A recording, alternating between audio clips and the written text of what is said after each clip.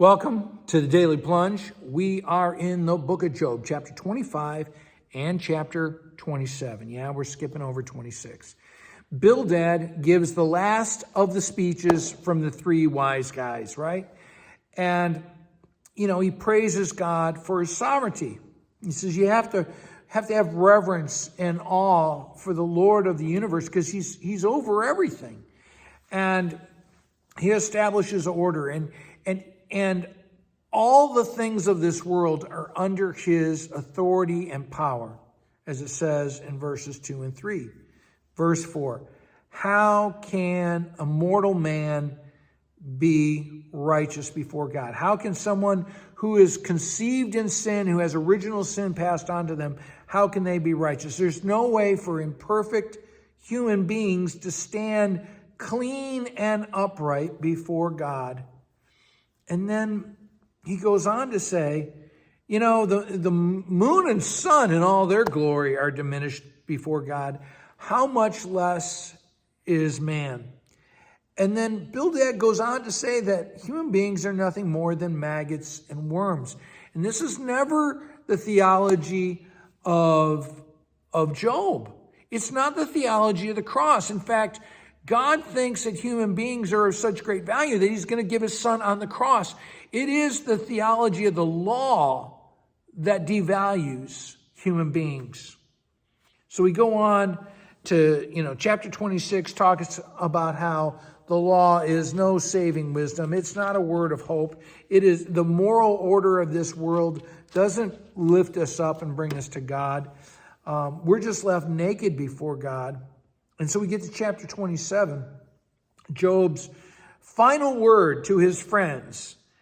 And he says, as surely as God lives, he is making an oath right here. And he says, by the name of God, I am saying, he is swearing by no higher authority.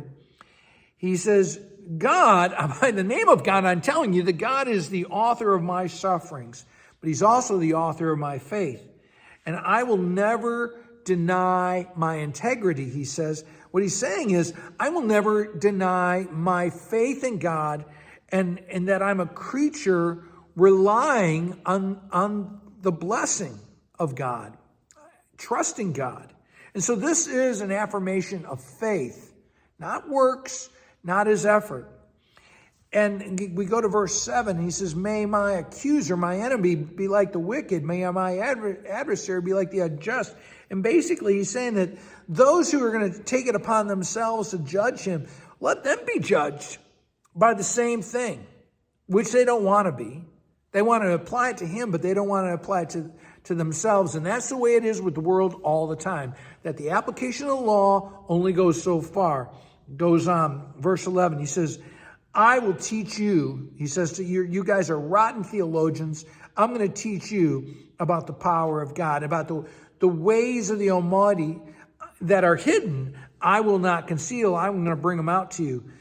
And he's talking about what God does with his power to those who are wicked accusers, those who use the moral order and the law to try to keep people really from God, to try to work on their own instead of living by faith. He says, you will lose your family. You're going to lose your wealth. You'll lose your security, your comfort. You will have the terror of death and judgment impinge upon you, and you will be mocked. He says in the end that you will be mocked by this world, by the demonic, because they've given up on God and they've relied upon themselves. Well, friends, if you like to hear the teaching that you hear, please give us a rating, follow, like, what we're doing here on the Daily Plunge. Thanks a lot. Have a blessed day.